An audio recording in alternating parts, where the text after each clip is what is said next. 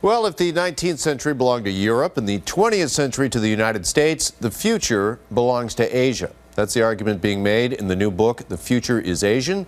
It outlines the tectonic shift in global power and how Asia will define commerce, conflict, and culture in the 21st century.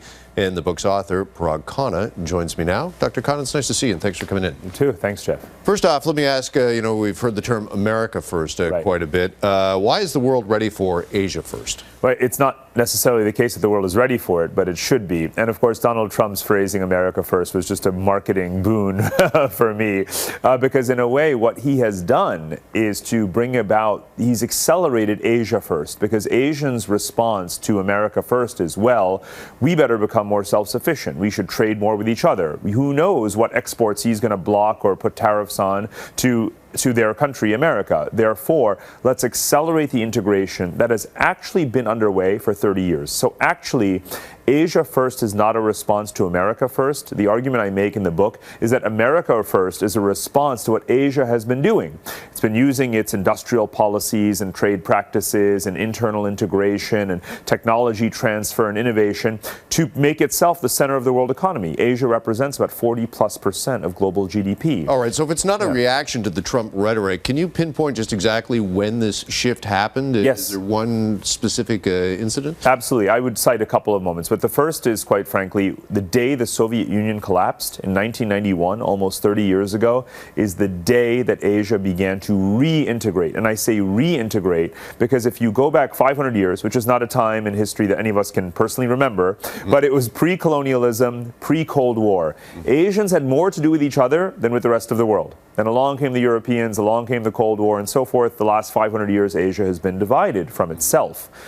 For 30 years, it's been reconnecting. And like I said, they trade more now with each other. Then you've got, let's pick one more date, 2017, the Belt and Road Summit, right? China convened 40 or 50 countries in Beijing to launch the largest coordinated infrastructure investment plan in human history, right? Dozens of countries, trillions of dollars, saying we're going to recreate these ancient Silk Roads, right? And we're going to leverage all our complementarities.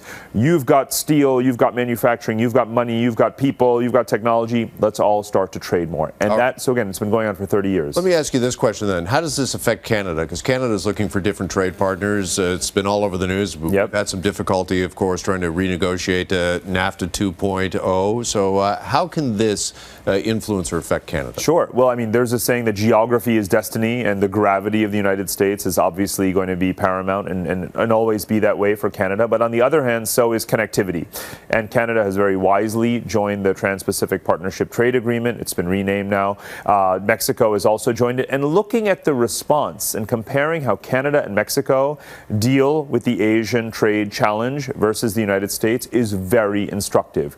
Because you in Canada actually have proportionately the same trade deficit with China that the United States does. In other words, it's heavily tilted in China's favor. Right. But your response to it is, let's compete, let's diversify, let's innovate, let's try and pry into those markets, right? And America's has been the opposite. Is to look inwards. You're going to prevail in terms of who has the smarter policy. There are 30 other countries in Asia, with larger populations. India will soon have a larger population than China does. They're growing faster than China is. They're receiving more foreign investment than China is. So yes, China is 40% of the Asian story. Don't forget the other 60%. All right. Well, don't forget the new book. It is available right now. The Future is Asian from Dr. Parag Khanna.